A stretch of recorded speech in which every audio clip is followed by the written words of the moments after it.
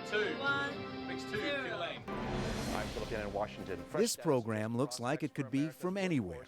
Flashy computer-generated graphics, a clean, sharp, modern set, competent professional news anchors. They're at work with producers, editors, and writers from around the world in a brand spanking new state-of-the-art studio in Washington, D.C. Full coverage from there when they arrive. Across the globe, you can tune in the BBC, Russia Today, France 24, each with different degrees of editorial independence. The Chinese government looked at the international broadcasters and decided it had to be in that business too. This is Chinese Central Television America. It is 9 p.m. in Washington and 9 a.m. in Beijing. Ma Jing is the Director General of CCTV America. This is a natural outgrowth of China Central Television. CCTV has 42 channels, which can reach 1.2 billion audience in China. But the domestic market is almost saturated, so we're only seeking growth points on the global market. Chinese government-owned and operated, CCTV America rolled out last month, unveiling 3 new programs in English for American viewers. Americans can watch CCTV on cable and satellite systems across the country. Biz Asia America, 1 hour, 5 nights a week, reports on general news with an emphasis on economics, finance, trade, and business as it relates to North and South America and China. Former Bloomberg and CNBC correspondent Philip Yin is the lead anchor. This is a group of international journalists that are working together for one single common goal. And in my case, it's really to demonstrate, business news from an international perspective. Mike Walter, who worked at a CBS News affiliate in Washington, D.C., is the general news anchor and hosts CCTV's Saturday night talk and debate show, The Heat. In many respects, it's a fascinating place to work. You've got people from all over the world here and from every network you can imagine. So it's been an incredible experience. CCTV also wants to keep an eye on the rest of the hemisphere. The new show, America's Now, is produced by former 60 Minutes producer Barbara Dury and focuses on Central and Latin America. A phone call is making international headlines. It's all a natural outgrowth of the Chinese government's desire to make its views known around the world, says Jim Laurie. He's a former ABC and NBC correspondent, and now he's a consultant to CCTV. Clearly, the Chinese want to have their perspectives on the international stage. They feel that there are areas of the world that are important to China that are undercovered, are not covered sufficiently by the traditional networks. CCTV's correspondent Sean Calebs, who's live here in Washington tonight. Sean. But producing content in the United States for an American audience is motivated by another factor, according to longtime China watcher Susan Shirk. The Chinese government thinks that as a major global player, they should have their own media organizations operating around the world, just as the U.S. does, the Europeans do, the Japanese do, and even the Arab world has. So this is Me Tooism? Well, these big important countries have this, so we should have it too?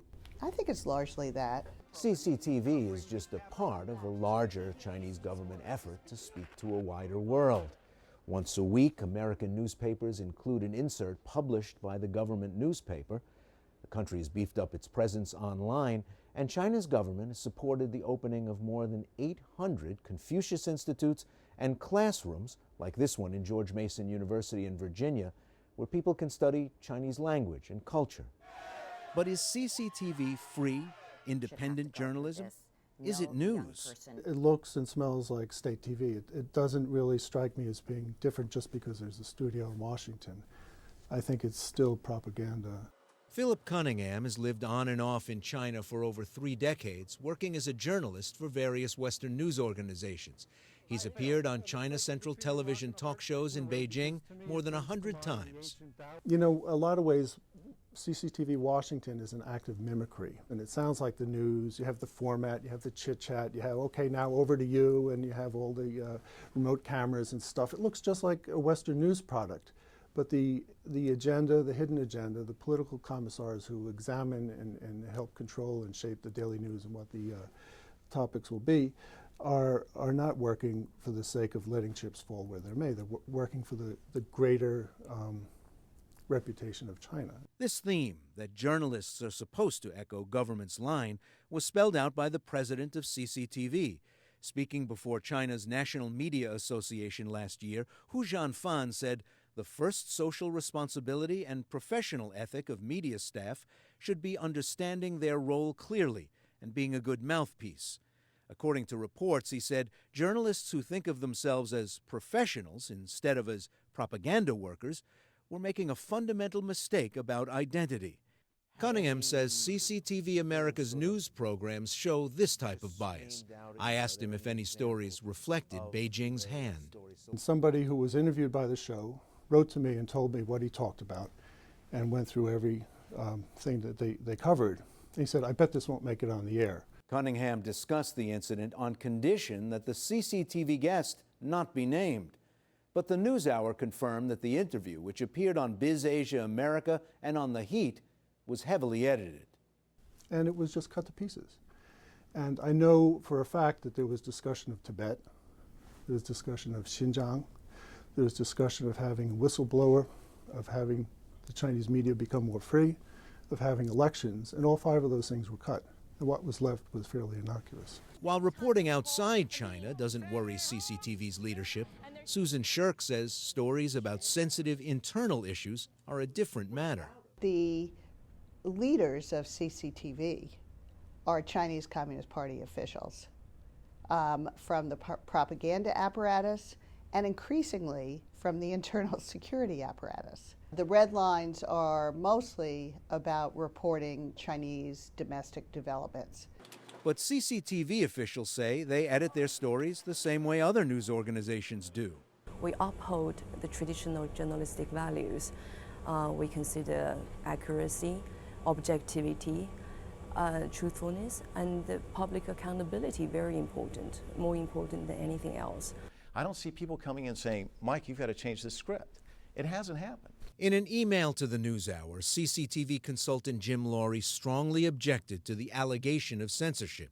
He wrote that the correspondent Wang Guan was commissioned to do a story that fit into the context of 40 years of U.S.-China relations, looking back at Nixon's visit to China in 1972 and his meeting with Mao. Wang's interview was meant to reflect on Mao and the great proletarian cultural revolution, not on Tibet, Xinjiang, or the price of eggs.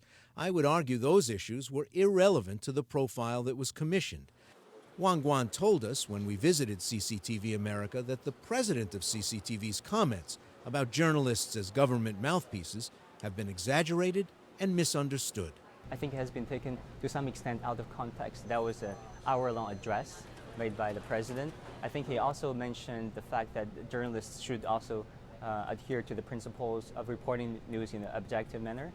But it's the mistrust of CCTV editing that caused Shirk to decline the broadcaster's invitation to be a regular participant on their programs. I have my doubts about the journalistic integrity of the organization at this point, and I'm hoping to be proven wrong. Let's see how they do. Shirk says the Chinese leadership is divided between those who understand the need for a truly free press and those who want government control over what's reported. This battle over media freedom is still underway inside China, and it'll be interesting to see how CCTV reflects that.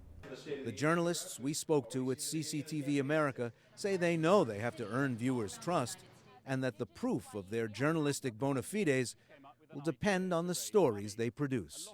Thanks for watching. We'll see you tomorrow.